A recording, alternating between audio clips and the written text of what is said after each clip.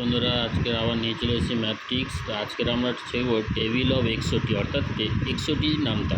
তো 61 নামতা কীভাবে করব, তো এইভাবে দেখো, প্রথমে লিখছি আমরা 6।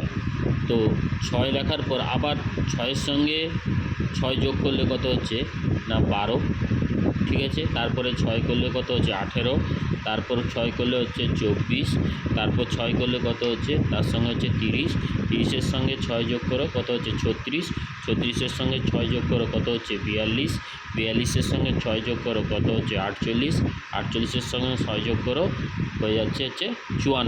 তো এই পর্যন্ত ঠিক আছে। তো এখানে তো 10-এ তো আর 6 যোগ করা করলে হবে না, তো এখানে লিখে এলাম শুধু 61, ঠিক আছে। তাই এবার লিখবো কীভাবে, দেখো প্রথমটা লিখছি 1, তারপরে 2, তারপরে 3, 4, 5, 6, 7, 8, 9, 0।